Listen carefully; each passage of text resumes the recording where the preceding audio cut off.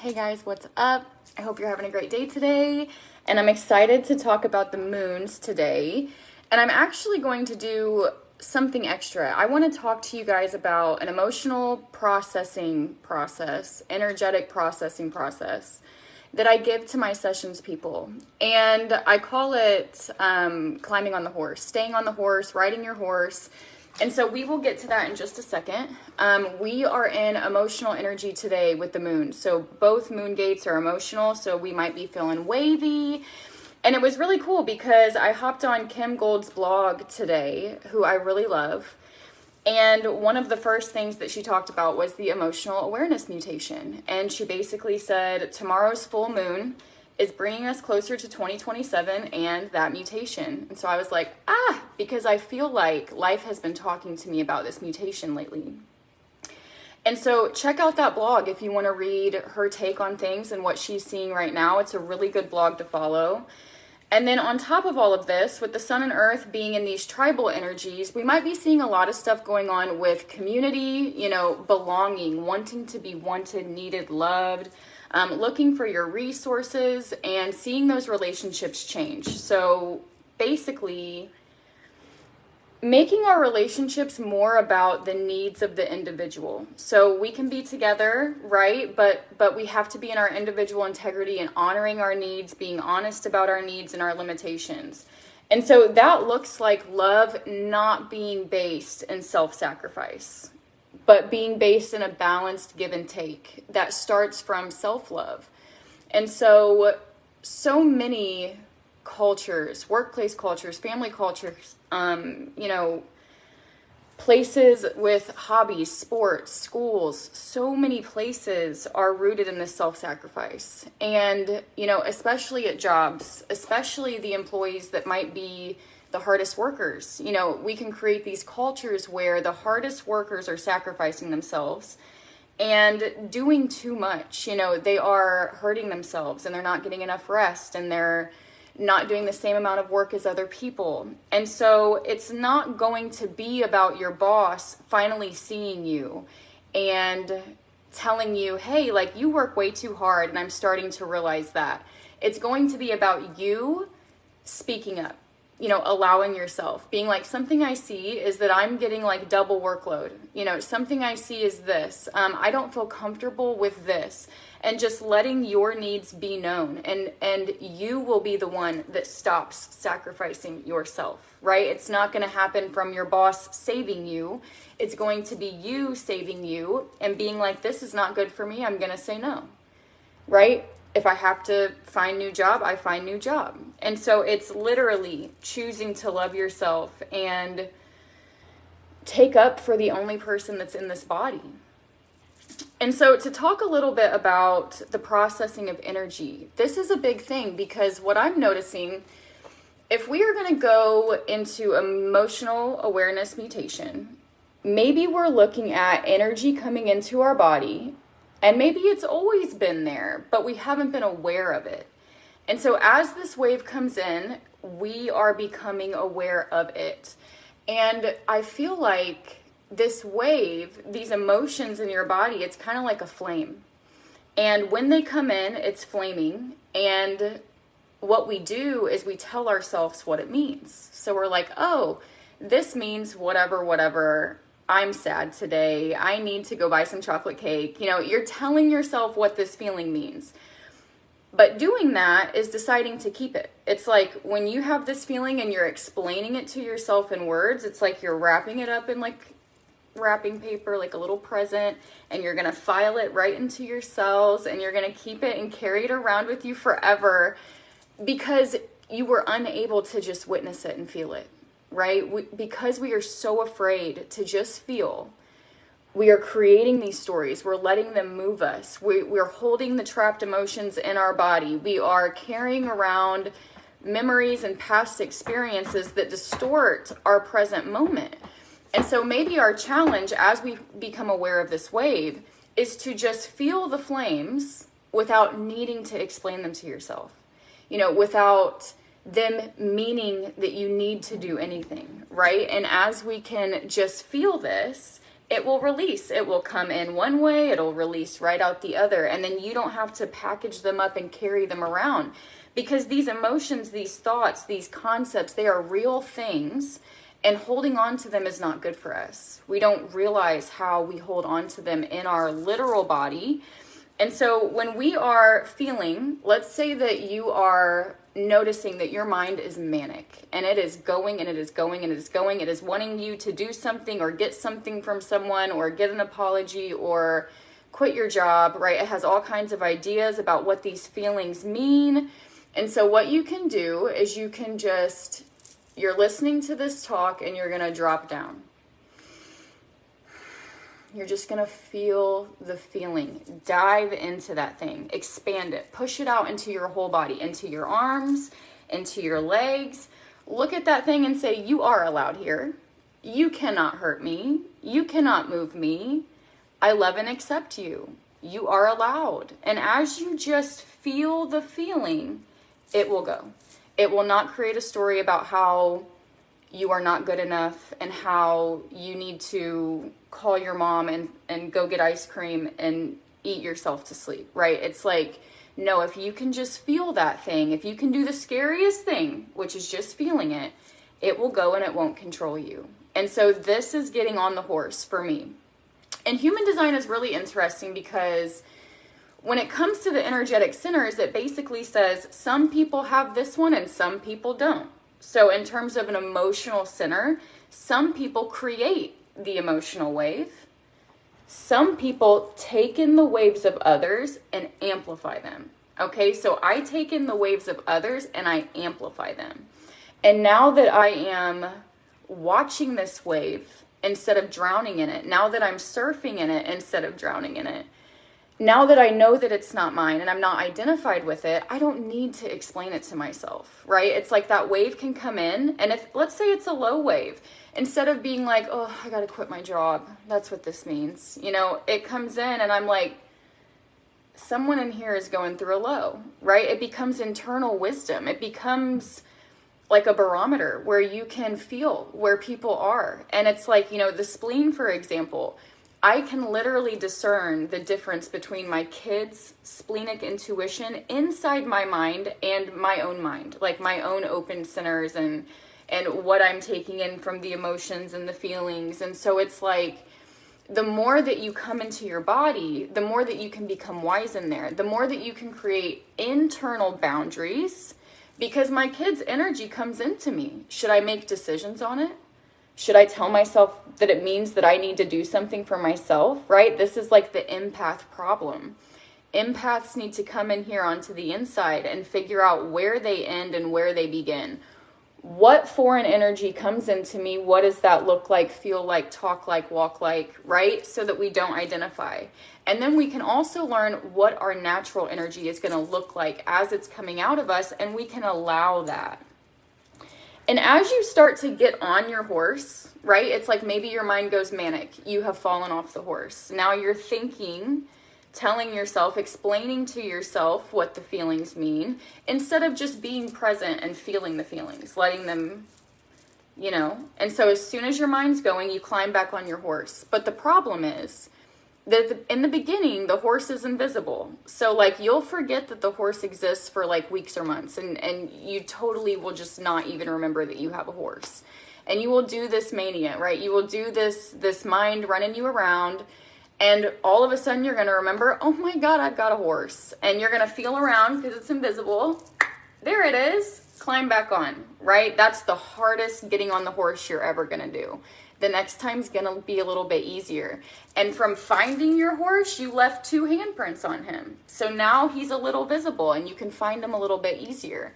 Every time you get on your horse, you're leaving your handprints, and eventually your horse is fully visible and you barely ever fall off. And you're able to ride this horse. You're able to feel and be in the present moment, you know, in your solar plexus and in your nervous system, instead of like manically escaping it through your mind, trying to exit your body and not feel and avoid and all of these things. And so this is my emotional processing process. If I were you, you know, you could do something like writing it on a sticky note. when my mind's going nuts, I need to drop down and feel the feeling that's creating the thoughts. Feel the inner environment that is producing the anxiety that forces me to try to explain it to myself, right? And you can take that with you, put your sticky notes up, help yourself remember, and then you can get right back on. And you don't have to make mental decisions or let yourself be controlled by your mind, because truly, you're not your mind. You're not. And your mind doesn't know where you're going. It doesn't know what's best for you. It doesn't know anything, right? It's here to learn words so that we can do our best to communicate. But that doesn't mean that it knows where you're going.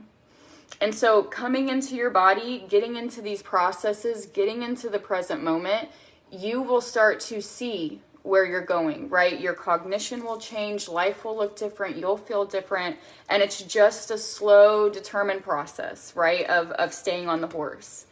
And so with both of our moons today being emotional, we could be experiencing those waves, and we just came out of the 30th gate not too long ago, which is about recognizing feelings, okay? So it brings a fear of fate. Because let's say that we have these feelings, we're living our life, and we're like, oh my gosh, I'm in love, or I have to get that cat, or, whatever desire, like whatever this big desire, you recognize it and you're like, oof, that's real for me. Like I have this feeling, I just know it's right. It's just, so you've recognized this feeling, and this feeling can carry you. And so it can be nervous. You can kind of be nervous about this recognition of feelings. You could maybe be afraid of it because you're like, where is fate taking me? Like, where is life taking me? What does this mean for me? And you can kind of just fall behind it and watch it, right? Try not to be controlled by it. Allow it, feel it, let it come in and out. And you don't necessarily have to be moved by it. Because what it is, the feeling, it's almost like a thirst for destiny. And desire can be, simply just like a wanting of a change, a hunger for a change, a feeling for a change. And so when we're looking at this desire, these waves that run us out in desire, the top of the wave might look like expectation. So we're creating some expectation, and then we're going out there, boom, out into life. And then maybe the bottom of the wave looks like disappointment. Maybe your expectation wasn't met. And so one of the best things we can do when it comes to these waves and these desires is just enter every experience for the experience itself.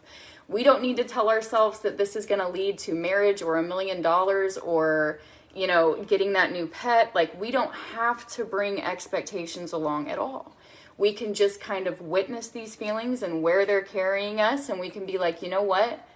I'm just in it for the thing. Like, I'm just in it for the experience, because that's what the fun is. And you can stay focused on that, and you can avoid big crashes of disappointment as you're hitting the bottom of that wave. And so the point of the wave and how it initiates the desire, maybe you're going into the bottom, and that pain right there, that's the initiation. You're like, ugh, something's got to give. And you're like cursing life. You're like, you freaking fates, how could you do this to me? How could you put me here? And then maybe after the bottom, we're going into the top, and we're getting like hopeful. We're like, oh, things are looking good. Like, I have hope. I see. Maybe we're going in this direction. And it's funny because in that hopeful place, you're praying to the fates. You're like, please, fate, please take me to where I want to go. And then lastly, you can kind of come into an awareness where you're recognizing that feeling and you're just leaving it to fate. You're like, if I'm supposed to have that cat, it will happen. And I don't have to go and buy it without telling my husband or be sneaky or create a crisis. It's like you can just recognize, oh, that I am supposed to get that cat. And you can leave it to fate and be like, all right, life, show me how it's going to happen. Like you can become that center of the storm. And I think that that's such a fun way to live. And being there, it kind of eliminates desire altogether, because you're so enthralled with life and the present moment and where you are and what's happening that you don't necessarily look for anything or running for that change. And so maybe I can make that more clear with the shadows. So the shadow it says maybe you can be half-hearted. And I think that this is just being controlled by desire. Maybe you're controlled by a desire into starting a new business with a friend, so you and your business partner, and then like, I don't know, 6 months into your business, you get a new desire and you allow it to carry you right out of business that you just started. And so things start looking half-hearted because you are being controlled by your desire. You are sacrificing your creations, right? You're walking away from relationships. You are maybe creating big expectations that lead to big disappointments. And then you look back and you're like, maybe I shouldn't have just blindly followed that desire, right? And the key to that is just waiting, because what is for you will always wait on you. And if you can wait, that wave will turn into clarity. It'll flatline. It'll be like, yes, no, this, that, and the other. It'll give you the information that you need, and you didn't have to jump at the top or at the bottom. And so as you're moving into the gift, it's purity. And I think that this is maybe just a place of already feeling whole and just being committed to that present moment and yourself and being where you are. And that purity, you know, it's like, you're like, anything that's for me is coming, you know, and you allow yourself to move. You're not unconsciously stopping yourself or starting yourself or denying yourself. You know, you're just kind of allowing life to run as it is. And then rapture is the last, and I actually really like this one because rapture, in the words of Richard Rudd, is being possessed by love, by longing. And I think that it's just this place of just becoming unconditional love. And when you are that, there's nothing to be afraid of or to run from or towards or to have or not have. Like, it's just such a beautiful place, and you just love. You just exist and love, and you are delighted by life. And so next, 55, abundant spirit. We've talked about this one actually a couple times. This is the highest highs and the lowest lows, and we are officially in this gate now. I brought a quote about emotional mutation awareness. So the power of emotional awareness is its potential, and its potential to destabilize is the testing ground in humanity's search for spirit. So the power of emotional awareness and its potential to destabilize is the testing ground in humanity's search for spirit. And so I think that coming into this mutation, it is going to be destabilizing. And I think maybe Richard Rudd hits on it really well. And so I'm going to share some of that with you as we go through this.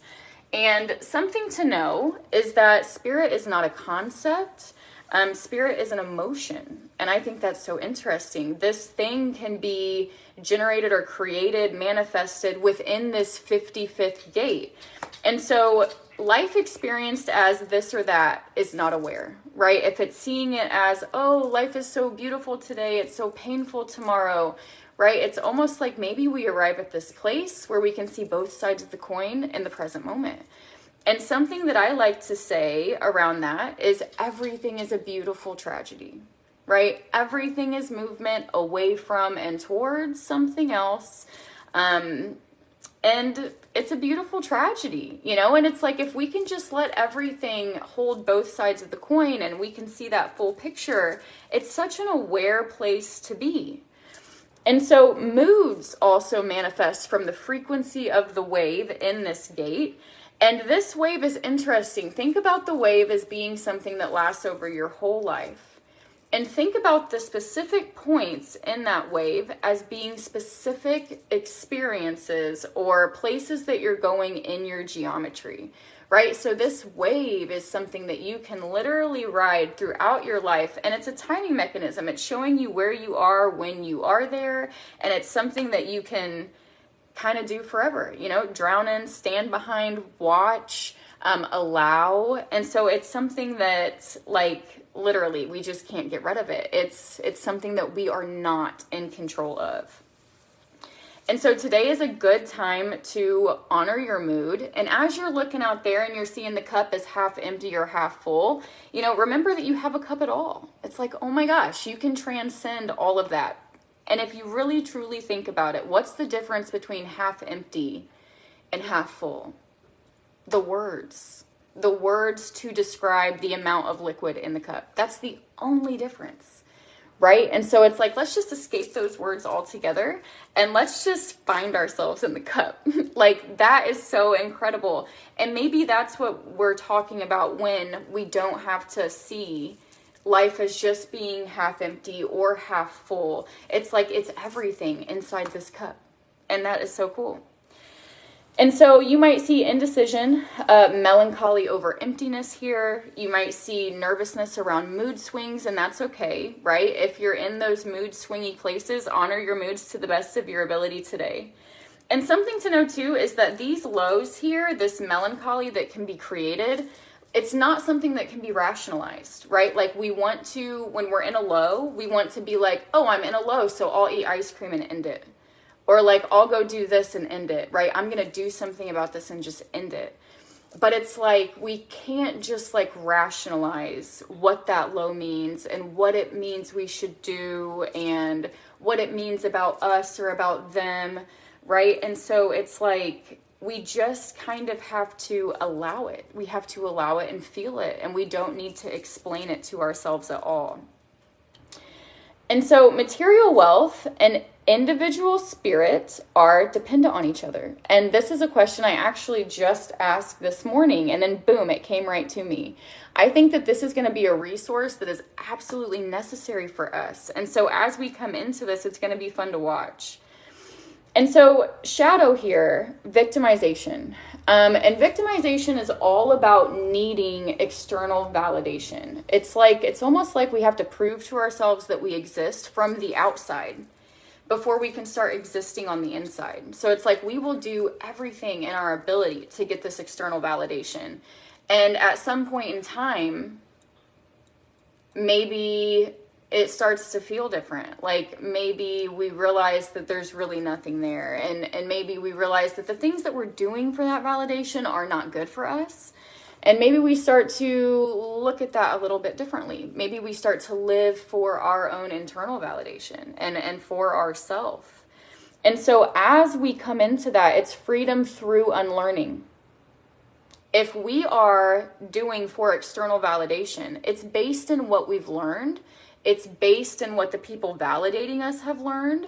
We're doing what we think we're supposed to do so that we can be told things that we think we're supposed to hear, right? Like, I'm supposed to do this, and if I do it, they will tell me I'm great, right? And that's it. And it's like, as we move past that, like, we have to unlearn, if I do this, I'm told I'm great, and that means nothing. You know, like, we have to transcend this external validation and these things that we've been told about ourselves that might not be true. And we have to get in there and learn for ourselves. And so it's like, as we're doing this external validation game, it's almost like we're creating suffering to prove to ourselves that we exist and to get into our body, to get into the place that we can feel. And as we're coming into the freedom, we're letting go of our agendas, because that's where the heaviness is, right? If you should, could, would, need to do it like this, that way, and the other, then all of these agendas, like, it is so heavy. It is so heavy to carry around 25 plans according to 25 people and try to meet all those expectations like you ever could, you know, because they don't really see you anyways. It's like, you have to start living for yourself. And if you do that, you can let go of all agendas. Like, you can become light. You don't have to carry the heaviness around and act in ways so that you get something from out there, right? Like, you can act in ways that feel good or that are right and correct for you. And so that is beginning that transmutation on the inside. And that is the emotional processing that we talked about in the beginning. So if you're looking for an emotional process, go back and check that out. And so as we do this, as we're processing, we're transmuting. Freedom is lighter than air, and it comes on its own. We can't get to any of these levels before our experience takes us to these levels. And so if we're trying to be in the city, it's like, don't try to be in the city. Be in your present moment and live your life to the fullest. And that could potentially take you to the city. But just ignoring life and just trying to go get that, that's not it, right? Because you have a unique path. You have a way that is just as valuable as Jesus's way. You know, something I like to say is that addiction is just as valuable a path as Jesus's path. And what I like to say is that I bet more addicts have met realization, life, God, spirituality than a lot of religious people. You know, it's like crisis can really bring us to that meeting place. Getting out there and living your life and messing up and trying again and loving people, loving yourself. This is where you're going to find God, right? This is where you're going to find that city. And so you just have to get out there and live. You have to get out there and be determined to be free. And so something you can ask yourself today in this moon, where do I not feel free? Where am I being victimized, right? Because wherever I don't feel free, I could be doing something for external validation, doing something because I assume my wife expects it from me, because I assume my dad expects it, my boss. You know, it's like, where do you feel like you are not free? And you can contemplate that today as you begin to take responsibility for those places and take a look at them, accept them, move with them. They will change, they will grow, and you have the potential to come into greater levels of freedom. And so know that there's no right and wrong. There is only your way, your flow, the way that you work with life. And so I hope you guys have a great day today. I'll be back soon. Oh, and by the way, I have the rest of these episodes on my YouTube channel. If you would like to book a session with me, you can come to me, but I don't have any left for this week. So I'm starting spots for next week, and I would love to talk to you in Messenger. And I will be back tomorrow to do the moons again. Bye, guys. Have a great day.